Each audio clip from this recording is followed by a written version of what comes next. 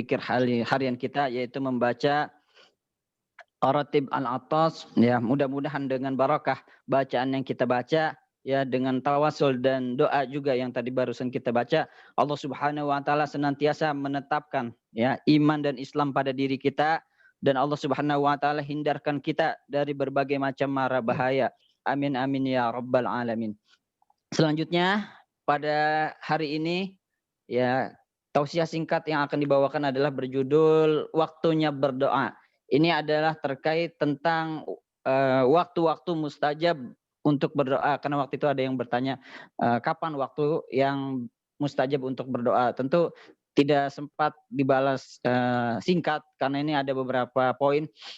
Bismillahirrahmanirrahim. Allahumma salli wa sallim ala sayyidina Muhammadin al-Fatih lima ughliq wal khatimi lima sabaq nasiril haqqi bil haqqi wal hadi ila siratikal mustaqim wa ala alihi haqqa qadrihi wa miqdarihi al-azim.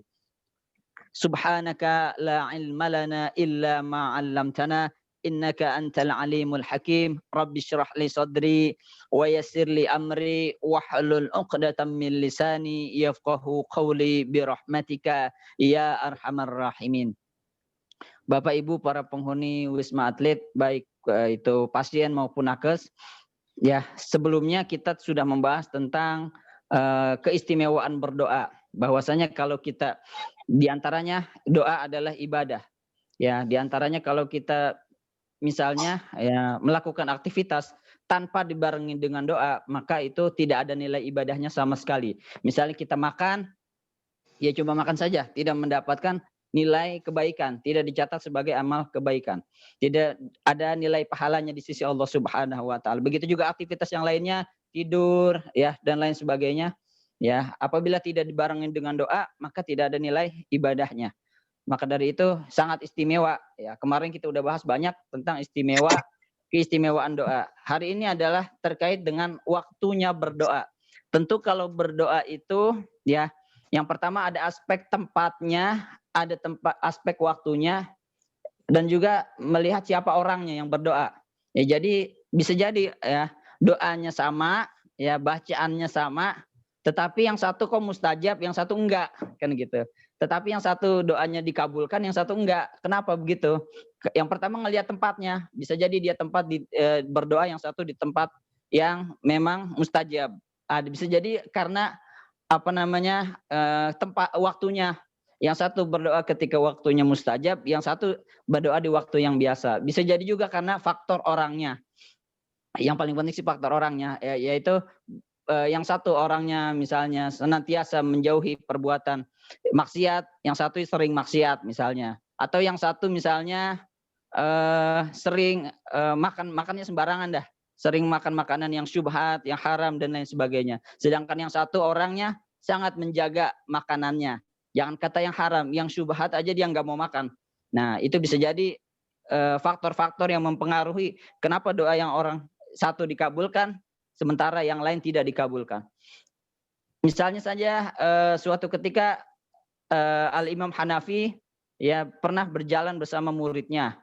Itu berjalan melewati sungai, ya, Imam Hanafi cuma bilang Bismillahirrahmanirrahim, itu bisa berjalan di atas sungai. Sementara muridnya ikut-ikutan baca Bismillahirrahmanirrahim, akhirnya kelelep. Nah, ini juga tergantung faktor orangnya. Bacaannya sama, bisa jadi bacaannya sama, ya, wiridannya sama, zikirannya sama, tetapi yang satu ya luar biasa efeknya, yang satu enggak luar biasa. Itu tergantung faktor orangnya. Ya, bisa jadi kita diajarin doa sama kiai, oh kiai bacanya manjur, wah, tapi kok kita ya enggak manjur, ya. Itu tergantung aspek orangnya. Bisa jadi kita banyak dosa, kita makannya sembarangan, makan makanan yang haram, bisa jadi kita kurang dekat kepada Allah Subhanahu wa taala. Itu faktor-faktor yang bisa mempengaruhi, ya, kenapa doanya ya orang berbeda-beda, ada yang mustajab, ada yang enggak mustajab. Nah, pada kesempatan kali ini yang akan dibahas adalah waktu-waktunya. Nanti mungkin kesempatan yang lain kita bisa bahas tempatnya. Tapi yang sekarang dibahas adalah waktu-waktunya, waktu yang mustajab untuk berdoa. Ya, sumbernya banyak dari hadis Rasulullah Shallallahu alaihi wasallam. Itu ada yang pertama poinnya adalah sepertiga malam yang terakhir fi thulusil akhir minal lail. Hadisnya adalah dari Abu Hurairah an Abi Hurairah radhiyallahu anhu qala qala Rasulullah sallallahu alaihi wasallam yatanazzalu rabbuna tabaraka wa ta'ala kulla lailatin ila sama'id dunya hina yabqa thuluthil lailil akhir yaqulu man yad'uni fastajibulah wa man yas'aluni fa'utiyalah wa man yastaghfiruni fa'aghfaralah. Kata Rasulullah sallallahu alaihi wasallam, ya, di dalam hadis riwayat Abu Hurairah katanya yatanazzalu rabbuna tabaraka wa ta'ala, Tuhan kami Allah Subhanahu wa taala turun kemana ila kulla lailatin ila sama'id dunya, setiap malam, ya, setiap malam itu ya sepertiga malam yang terakhir. Kata di dalam hadis turun Rabbuna, yang dimaksud turun di sini bukan Tuhannya, bukan zat Allahnya turun, ya, tetapi yang turun apa? Rahmatnya, rahmat Allah Subhanahu wa taala turun. Allah mengutus malaikat rahmat ketika malam sepertiga malam yang terakhir, kata Rasulullah Shallallahu alaihi wasallam. Ya, sepertiga malam yang terakhir Allah mengutus malaikat rahmat. Artinya ketika malam-malam sepertiga malam terakhir, malam-malam tahajud, itu banyak malaikat rahmat turun. Tujuannya apa? Buat mencatat orang-orang siapa yang bangun pada malam itu. Hina yabqa thuluthul lail akhir. Itu pada sepertiga malam yang terakhir. Itu turun rahmat dari Allah Subhanahu wa taala. Allah mengutus malaikat rahmat turun ke dunia, turun ke langit dunia. Tujuannya siapa? Tujuan apa? Buat mencatat siapa saja yang bangun pada malam itu. Ya, kalau kata Allah, man yad'uni fastajibulah, barang siapa yang berdoa, ya, memohon kepada aku maka aku berikan, maka aku kabulkan, kata Allah Subhanahu wa taala. Man yas'aluni, dan barang siapa yang meminta sesuatu kepada aku, fa'utiyalah, maka aku akan berikan kepadanya sesuatu itu. Wa man yastaghfiruni, kata Allah, dan barang siapa yang memohon ampunan aku, kata Allah, fa'aghfaralah, maka aku akan mengampuninya. Ini Bapak Ibu sekalian, yang pertama poinnya adalah sepertiga malam yang terakhir. Kita bangun malam, ya, malam, ya, waktu-waktunya tahajud. Setelah sholat tahajud kita lanjutkan biasanya sholat sunnah 2 rakaat, baik itu berupa sholat hajat, sholat istikharah dan lain sebagainya. Kemudian setelah itu kita berdoa kepada Allah Subhanahu wa taala. Insyaallah doanya itu doa yang sepertiga malam yang terakhir itu mustajab, ya. Karena apa? Allah Subhanahu wa taala ketika itu menurunkan malaikat rahmat yang tugasnya adalah menurunkan rahmat, ya. Maka waktu-waktu itu ya mustajab, jangan kita sia-siakan, ya, jangan kita bangun jam segitu kemudian kita lewatkan begitu saja tanpa sholat dan tanpa berdoa kepada Allah Subhanahu wa taala. Sayang, ya, kadang-kadang orang bangun ya sepertiga malam terakhir, tujuannya ngapain? Nonton bola. Ya, tujuannya ngapain? Ya, lihat IG, ngecek IG dan lain sebagainya, ngecek WhatsApp, tanpa dia melakukan zikir dan tanpa melakukan doa kepada Allah Subhanahu wa taala. Ini sayang, sangat sayang. Ini momen-momennya, ya, jarang, jangan sampai terlewatkan begitu saja. Itu kata berdasarkan hadis Rasulullah itu. Yang pertama poinnya adalah sepertiga malam yang terakhir, dan kata Imam Syafi'i katanya doa pada sepertiga malam yang terakhir itu ibarat panah yang tepat mengenai sasaran. Ya, jadi doanya itu langsung, ya, langsung kepada sasarannya, to the point. Insya Allah ini banyak yang sudah membuktikannya. Ya, tidak perlu kita bahas satu-satu, banyak nanti insya Allah, ya, bisa dicoba, ya. Misalnya di Wisma Atlet kegiatan malam kan nggak ada tuh kegiatan, kita coba bangun malam, ya, kita doa, kita pertama kita sholat dulu, ya, sholat tahajud. Ya, kalau mau mengikuti Rasulullah boleh. Rasulullah tahajudnya itu 13 rakaat. Kalau nggak sanggup nggak apa-apa, ya. 13 rakaat itu udah termasuk witir, ya, makanya bilangannya ganjil. Ya, biasanya kalau di masjid-masjid yang besar, ya, di pondok-pondok mungkin tahajud barengnya itu 8 rakaat. Tahajudnya 8 dilanjutkan nanti witirnya 3, 9, 10, 11. Nanti 2 rakaatnya sholat sunnah yang lain, baik itu sholat hajat maupun sholat yang lainnya, sholat hajat, sholat istikharah ataupun sholat yang lainnya. Jadi bilangannya tetap 13, ya. 13 rakaat itu tahajudnya 8, ya. Sholat sunnah 2 rakaatnya bebas, boleh tahajud, boleh istikharah, boleh sholat hajat dan lain sebagainya. Dan tiganya lagi adalah sholat witir. Itu yang dilakukan Rasulullah dan dilakukan yang diajarkan juga para kiai-kiai kita misalnya. Kalaupun nggak kuat 13 ya boleh berapa aja ya. Orang nggak sholat juga nggak apa-apa kan begitu. Yang penting kita bangun ya, dan kita ketika itu berdoa kepada Allah Subhanahu wa taala, insya Allah doa kita makbul, insya Allah doa kita mustajab. Yang kedua, setelah sholat fardu ya, yaitu jaufil lail akhir wa dubur sholawat maktubah, kata Rasulullah di dalam rawahu Tirmidzi, di dalam hadis riwayat Tirmidzi, yaitu selain sepertiga malam yang terakhir ya, wa dubur sholawatil maktubah, yaitu selepas sholat wajib. Ini juga setelah sholat fardu, jangan kita lewatkan begitu saja. Jangan habis sholat fardu ya zikiran enggak langsung pulang, langsung pergi. Ini jangan, waktunya ini juga waktu-waktu mustajab setelah sholat fardu ya, dengan catatan sholat fardunya ya jangan ditunda-tunda ya. Setelah sholat fardu berjamaah kita lanjutkan dengan doa zikir dan kita lanjutkan dengan doa, insya Allah itu juga mustajab. Yang ketiga poinnya adalah indal iftar, yaitu ketika menjelang berbuka puasa. Hadisnya adalah thalathun la turaddu da'watuhum as-shaim hatta yuftir wal imamul adil wal mazlum. Ya, kata Rasulullah di dalam hadis riwayat Tirmidzi wa Ibnu Hibban, katanya salah satu, ada 3 hal, ada 3 waktu la turaddu da'watuhum, yang tidak ditolak doanya.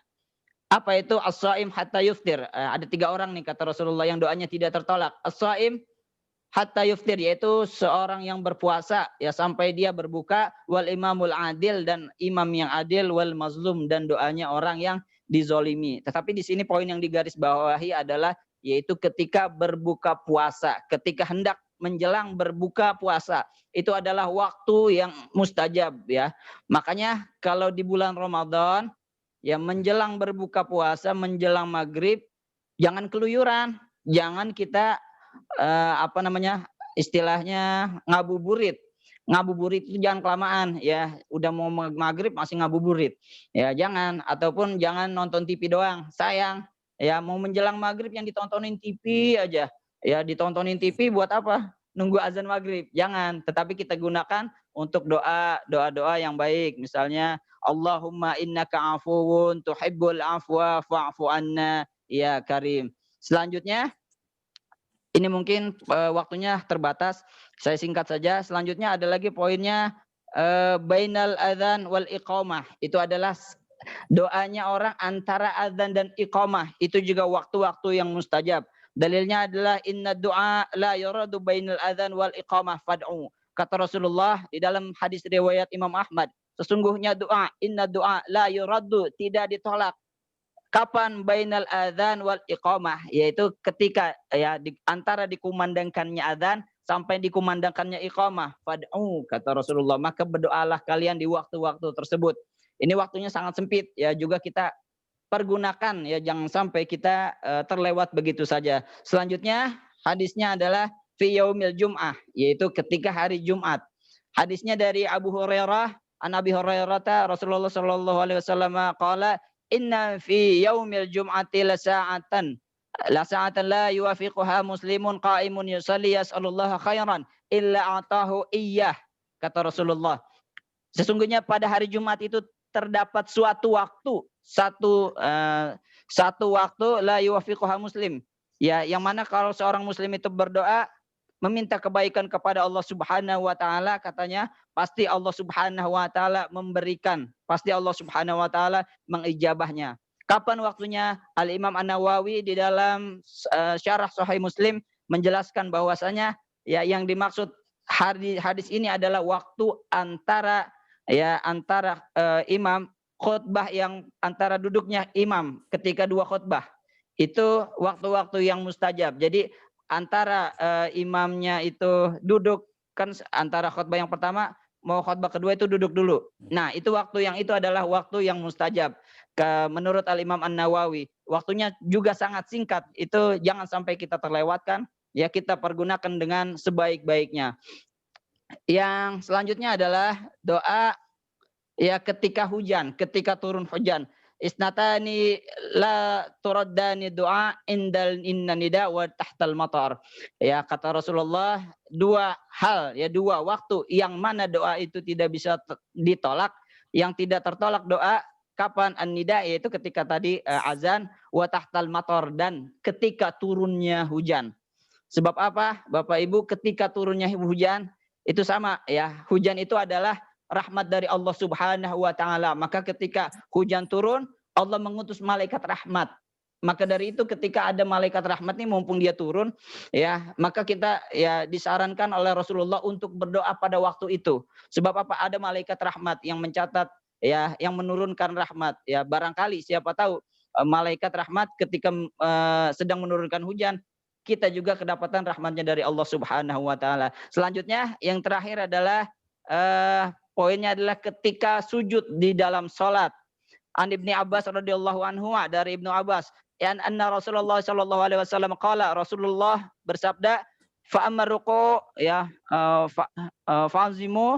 fa'azimu fihi Rabb azza wajalla wa amma sujud fajtahidu fid du'a. Ya, ini hadisnya adalah bahwasanya ketika kita sujud di dalam salat, ya itu kita boleh membaca doa, ya boleh kita membaca doa. Walaupun ulama madhab berbeda pandangan tentang boleh tidaknya menggunakan bahasa selain Arab. Jadi namanya kalau bahasa Arab semua ulama sepakat itu boleh. Tetapi kalau menggunakan bahasa lain, bahasa selain Arab, misalnya kita berdoa di dalam sholat, kita menggunakan bahasa selain Arab, menurut Al-Imam Hanafi itu makruh. Tetapi menurut Imam Malik itu haram menggunakan bahasa selain Arab, ya kita berdoa pakai bahasa Indonesia misalnya. Kalau menurut Imam Ahmad boleh, kalau orang itu dengan catatan orang itu nggak bisa bahasa Arab. Kalau orang itu bisa bahasa Arab, kata Imam Ahmad, maka sholatnya batal ketika berdoa menggunakan bahasa Indonesia, bahasa selain Arab. Menurut madhab Imam Syafi'i, boleh kita membaca doa selain dengan bahasa Arab, yaitu ketika kita bersujud misalnya, boleh kita baca doa-doa Arab, misalnya Rabbana atina fid dunya hasanah, itu kan doa Arab, ya bisa juga doa-doa yang lain, misalnya Allahumma inna nas'alukal khaira dan lain sebagainya. Ya, dan boleh juga kita menggunakan bahasa Indonesia ya dan lain sebagainya. Misalnya ya Allah, terimalah saya di perusahaan Pertamina. Boleh. Ya Allah, terimalah saya. Ya Allah, lancarkanlah ya, pernikahan saya dengan Maimunah misalnya dan lain sebagainya. Itu boleh. Ya menurut madhab Imam Syafi'i. Itulah ya Bapak Ibu sekalian, ya tausiah singkat pada hari ini, mengingat waktu yang sudah lewat, ya mungkin sampai sini saja yang bisa saya sampaikan, kurang lebihnya mohon maaf. Ya billahi taufiq wal hidayah. Wassalamualaikum warahmatullahi wabarakatuh.